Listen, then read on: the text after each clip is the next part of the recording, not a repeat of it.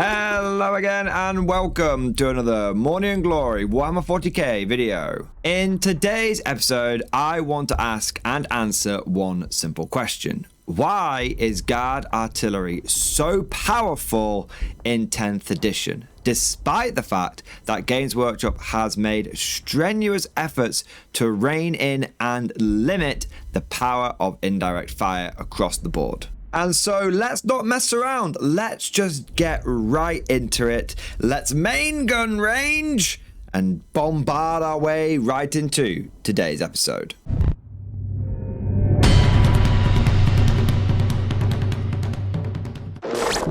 Let's begin with a brief overview of why artillery and indirect fire in general is a really powerful mechanic in Warhammer. The concept is actually pretty simple. You can shoot your enemy and the enemy can't shoot you back. The great thing about indirect fire is it does not require line of sight. You can take your basilisks, your manticores, and you can park them behind some line of sight blocking terrain, behind a big ruin, and they can just bombard the enemy with impunity. Unlike in other game systems such as Bot Action, which require you to have spotters to reliably shoot your indirect fire, there's nothing like that in Warhammer 40k. If an enemy unit is out of your line of sight, you can use a weapon which has the indirect fire rule to target it. So if your opponent is trying to hold their backfield objective with a cheap 5-man unit of intercessors, that's going to end very badly for them if you turn up to the table with something as simple, as straightforward, as common as a pair of basilisks. Now, alone, this ability to target enemy units out of line of sight is really good. It means your opponent is never safe. They are always going to be under pressure. If your opponent has a combat army that is relying upon hopping from ruin to ruin, from table piece to table piece, that's not going to work because you're going to have artillery. Doesn't matter if they're in direct line of sight or indirect line of sight, you are going to be able to see them. And so it means that not only are those combat armies who are trying to rely upon running across the board getting blown up either way, and therefore your opponent's under pressure and your opponent might need to blink first. I mean, often Warhammer games of 40k rely upon both sides, especially competitive, setting up behind lots of L-shaped ruins, setting up behind them, and so no one can see each other turn one. And sometimes you have a situation where players are rolling the dice to see who gets first turn, praying that they roll a one so they don't have to go first, because they don't want to move out and have to expose their units first, or essentially just throw their turn one. But if you're playing against someone who hasn't got indirect fire, and you do have indirect fire, then you don't care if you get turn one or not. In fact, sometimes you might even actively want turn one because it means that your opponent can't hide, and that's an extra turn that you get to bombard them. So indirect fire means that you can't hide from it. It means you can't use terrain to your advantage, and it means that the pressure is being put on and your opponent is being forced to react to you. You get to be proactive whilst they're forced to be reactive. Not only does it put pressure on your opponent, like we said, but it can also lessen the pressure on you. In that last example we gave of having 5 Vinces sat on an objective, that might be a key point of your opponent's army. The rest of his list is designed to push forward and be aggressive, and it's all really expensive units. But if you blow up that unit of 5-man battle line infantry and you destroy them, then your opponent is going to be forced to put something, anything, back on that objective to make sure that he holds it. And if he decides to put another small fragile unit on there, you're just going to blow that up again. So he's going to be back to square one. So it forces him to take something which is more durable, something he'd probably rather be on the attack with, something he'd rather be battling in the midfield with, maybe something like Terminators, and he's forced to put those on the backfield just so that he can stop you from taking that home objective away. But by protecting that home objective, I should say, there's a very good chance he very well may be the architect of his own demise and forcing himself to lose the objectives in the middle. Rock and a hard place. Which objectives does your opponent want to go for? Do you forgo his home objective and just go all in on the middle? That's kind of risky. Or do you start diluting his forces, which may cause him to lose the middle anyway? Now, all of this applies to indirect fire generally, regardless of what faction you collect. Those are the advantages of bringing artillery. But now let's deep dive and dig a bit further into why guard artillery is so powerful in 10th edition. First and foremost, guard have some very solid data sheets when it comes to their artillery. For example, you have the Basilisk. It fires d6 plus 3 shots with blast, giving it an incredibly reliable amount of shots going out. Even if you roll a 1 and you're shooting a 5-man unit, you're still going to get 5 shots. That's incredible. Also, it's got good strength. Strength 8 means that it will be able to go after light to medium infantry and wound it on 2s. Even the heaviest of infantry, like custodians, are going to be wounded on 3s. When you come across something a bit more durable, like a vehicle or a monster, you're still wounding on 5s. 5s is not so bad. You're not fishing for 6s. And don't forget that right now with the guard index and the combined arms detachment, our army rule is stay still, get lethal hits. And with Basilisk having a ridiculous range of 240 inches, you're going to be able to stay still and always get those lethal hits. So the one weakness that you might have, which is going after an enemy vehicle, is not actually a big deal, because you either get 6s when you roll to hit, or you get a couple of 6s when you roll to hit, or you will roll 5s and 6s when you're wounding. And so overall, you'll pick up a decent amount of hits each time. Also, the fact that you're AP -2 means that even if your opponent gets cover from the indirect fire, you're still taking a pip of armor off them. A lot of the time, that's going to put your opponent down to a 4-up save. 4-ups are, by definition, 50-50. But sometimes in games of 40k, they don't feel like that. Some games you pass all of them, and some games you don't pass any of them. And if you're in one of those games where you ain't passing any of them, that Basilisk or 2 at the back is going to be causing you a lot of pain. And that's just one example of one artillery that the guard has. And we have got many, many other indirect fire data sheets. We've got everything from light mortars. For 60 points, you can get 3d6 strength 5 shots with lethal hits at a 48-inch range with blast on each one of those d6s. So it can get exponentially high numbers of shots if you start really throwing it into hordes. You can have medium artillery, such as field ordnance batteries. Now, they are 120 points, and by guard standards, that can be a somewhat expensive unit. But if you went to a lot of factions and said, hey, do you want a unit for 120 points that can fire 2d6 strength 7 AP -1 2 damage shots with sustained hits and lethal hits, they would probably bite your hand off at the opportunity. And that's just looking at these data sheets on their own, with almost no support. But rarely do guard units operate on their own. In fact, one of the things that can make guard units so powerful is their ability to punch up with just a few little buffs, a few little support units, such as orders. Every single guard artillery piece out there has access to an order, a buff that is called Take Aim. It's very simple. It gives them +1 to hit.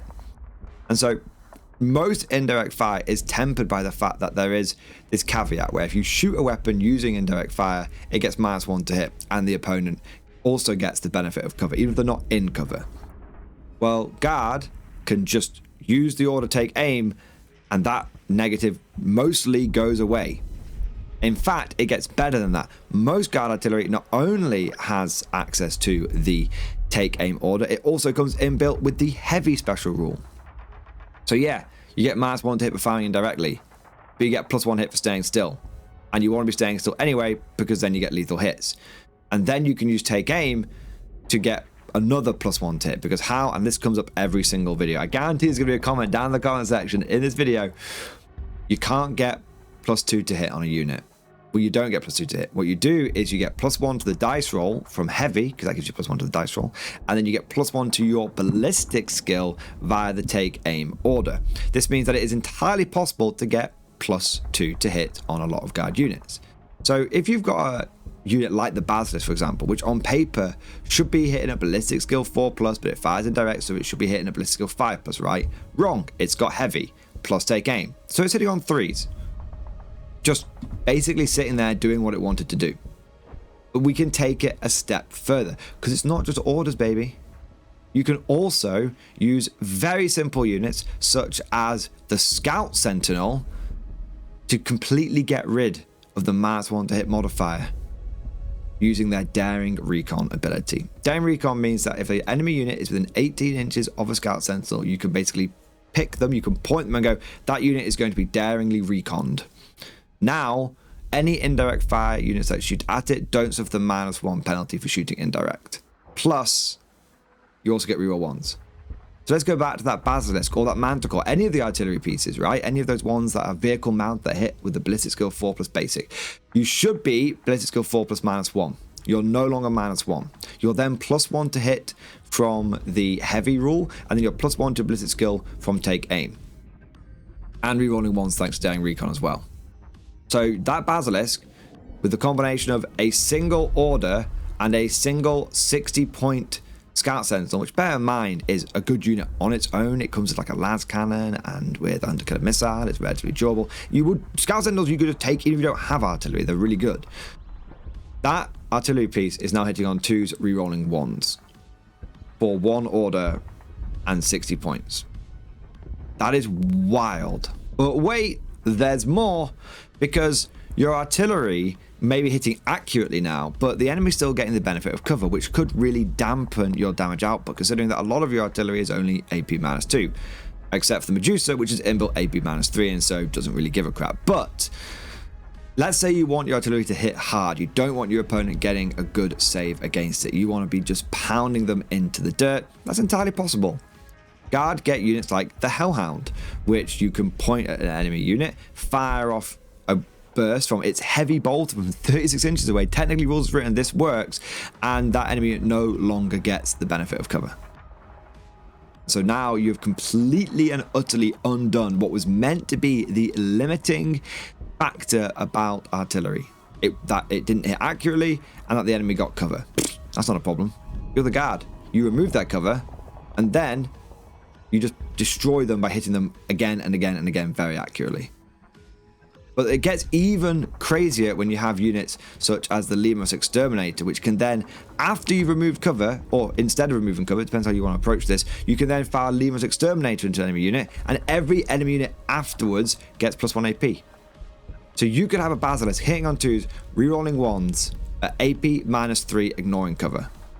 And not just one. This is, so far we've been talking about it in the context of like our Basilisk, but this is the guard. You're never going to take one. Imagine all of these force multipliers applying to not one unit, because that seems like a lot of support for one unit, right? You're over-investing in points to support one artillery piece. No. What if you're taking 4 artillery pieces? All of these buffs would still apply to all of them, and you would be able to concentrate your fire and just demolish a target, or 2 targets. Why would you go into battle with only 1 Lemurs Exterminator? Why would you go into battle with only 1 Scout Sentinel? 1 Hellhound? You will take 2s and 3s of these units and still have enough points left over for your artillery and all the various movement shenanigans and infantry that you could possibly want. Because not only are those units great force multipliers, but the Lemurs Exterminator, like the Sentinel, is a great unit in its own right. It fires a ridiculous amount of strength 9 shots, flat damage 3, and comes with all sorts of sponson and hull weapons and heavy stubbers and hunter missiles. It comes with everything. It's a main battle tank that just also happens to be a fantastic force multiplier. This is another thing which makes Guard Arty so good. You don't have to take a bunch of support units which are only good at supporting the artillery, and outside of that are rubbish. And if the artillery goes down, they have no purpose. These are all good units. The source of orders, like the Lord Solar, for example, Scout Sentinels, the Lemurs Exterminators, they're units you're going to want to put in your list anyway because they're just solid, and whether you've got artillery or not, they're good units. Their data sheets are fantastic. But here's the thing. All of this has been possible since the beginning of the edition. Guard have had access to these data sheets, and to these orders, and to these abilities. So why is Guard Artillery becoming so dominant once again? Because GW has made strenuous efforts to try and rein in indirect fire. A lot of the Guard artillery has gone up in points by a staggering amount since the beginning of the edition. I mean, you used to be able to get like Earthshaker platforms for like 80 points or something insane. Now they're 120. That's a really, really big increase. But here's the thing. It's not just Guard artillery which GW has been nerfing. It's all indirect fire. So when our Manticores went up to 180 points, which made them very expensive and right on the edge of being, you want to be able to squeeze into your list, other factions, like Sister Battle, had their Exorcist also go up to 180 points. Now, they don't have cheap guard infantry like we do. So when they have to decide if they're going to take an exorcist, it's going to really cut into their list and genuinely force them to have to remove other units from their army. And you had similar things with like Eldar Night Spinners. All the artillery went up, not just guard artillery. But guard have got lots of choice. Most factions have one or two things that can fire indirectly. Guard have probably, I haven't counted, but like probably a dozen data sheets where you can just be lobbing shells at the enemy from the comfort of your own deployment zone. And so I think what's really, really changed in 10th edition is not that guard artillery has been nerfed. Guard artillery has been nerfed, but it's that everyone else around us has lost their artillery. We've been able to pivot. We can go from Manticores to Medusas. We can go from Basilisk to Earthshaker batteries, or to stick with Basilisk. They are very, very good units. We've got so many different choices for indirect fire that if one of them becomes bad, it's fine because there's always going to be another one that you can take instead. But other factions don't have this luxury. And so the thing that I think has contributed more than anything else to guard artillery being dominant right now, to being powerful right now, is the lack of enemy indirect fire, the lack of counter battery. I had games at the beginning of 10th edition where I'd take a lot of artillery, and the first turn or so I would have to spend using my artillery to essentially get into an artillery duel or win an artillery duel with my opponent's indirect fire. And sometimes it didn't work. Sometimes all game, these units would be trading shells with each other, and artillery would essentially just be a non-factor, just playing its own little side game. Now I don't have to do that. I can't remember the last time that I faced anything outside of a lone Barivore in a Tyranid army. No one takes artillery anymore. No one takes indirect fire. And so guard have just got free range. Any unit that we want to target, we can do, because there's no pressure from the enemy who's going to come and take our precious boom cannons away from us, because they can't. The only way they can take our artillery away from us is to physically get to it. And the only way we're going to get to it is through wave upon wave of disposable guard units. Sometimes it'll be wave upon wave of Kriegsmen, sometimes it'll be wave upon wave of tanks, but they've got to fight their way through. And if they try and deep strike around or come in from funky angles, there's going to be a couple of units of cheap guardsmen just screening out the backfield. So even if you're a Necron and Hypercrypt, you're going to deep strike 3 inches away, you're not going to have that 3-inch gap. And if you do, you better hope you do kill the artillery, because if you don't, if I brought a lot of it, it's going to turn around and blast you off the table. I've seen Catan drop down behind guard gun lines, zap one heavy hitter like a Manticore, only to have the rest of the guard firepower turn around and introduce them to the meaning of pain. But there's one more piece to this puzzle, one more part to the equation, and that is nothing to do with units, datasheets, abilities, orders buffs, or anything that we've mentioned so far. It's terrain. One thing that makes guard artillery both so necessary but also so powerful is how dense the terrain in Warhammer 10th edition is. All these set terrain maps are filled to the brim with L-shaped ruins and line of sight blocking terrain. And as a result, it's entirely possible to turn up with 3, 4, 5 artillery pieces, park them in your deployment zone, and for the enemy to never get line of sight on them. And if they can't get line of sight on them, they can't kill them because they don't have their own indirect fire. This is one of the indirect consequences of 40k going so terrain dense. On the one hand, you need to do it because direct firepower can be so blistering if there's not enough terrain for people to hide behind, but at the same time it can create an environment where indirect firepower can really thrive. And if one side has it and the other side doesn't, it can be a really, really sticky situation. In summary, guard artillery is so powerful because we have ways of getting past the checks and balances. Our data sheets are fundamentally solid, our support units are not tax, and no one else out there has indirect fire, so ours is safe the entire game, hiding behind a line of sight blocking terrain, firing away for 5 turns and consistently dealing damage. But of course, all of this is just like my opinion, man. Let me know what you think down in that comment section below. Do you think that guard artillery is overpowered at the moment? And what is your favorite guard indirect fire option? If you enjoyed today's video, don't forget to smash that like button and also subscribe to never miss an episode. Would you like to know more? If so, then please consider becoming a channel member or patron. By supporting the channel, not only will you be doing your part, but you'll also be helping me create more content for your viewing pleasure and unlocking a whole host of perks. You get everything from a badge next to your name, custom emojis, but the big one is access to the Mordian Glory Discord server, an online community with almost 2,500 active members. It's always popping off in the MG Discord. We've got channels for army lists, hobbying, tactics, stories, and even a pretty spicy meme section as well. For all you greenhorns that wanted to see the Mordian Glory Hole, today is your lucky day.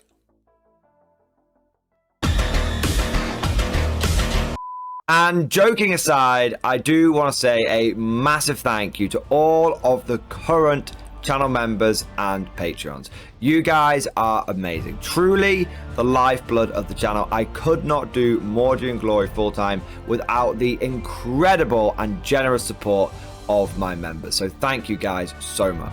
And last but certainly not least, I want to say a personal thank you to all of my top tier Patreons.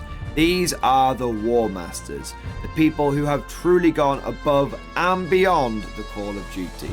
So a heartfelt thank you to Alex Dengal, Bon Vert, Mad Larkin, Marcus Roberts, Mark Panconi, RJ Scorpion, Swordfish Trombone, Try Again Bragg, John Stubbs, Nick Wolf, Diesel Fox, and August Barney. Seriously guys, thank you from the bottom of my heart. Your support is incredible and it makes a huge difference. Thank you so much. That's all for now. Hope you've all enjoyed today's video, and of course, as always, see you guys next time.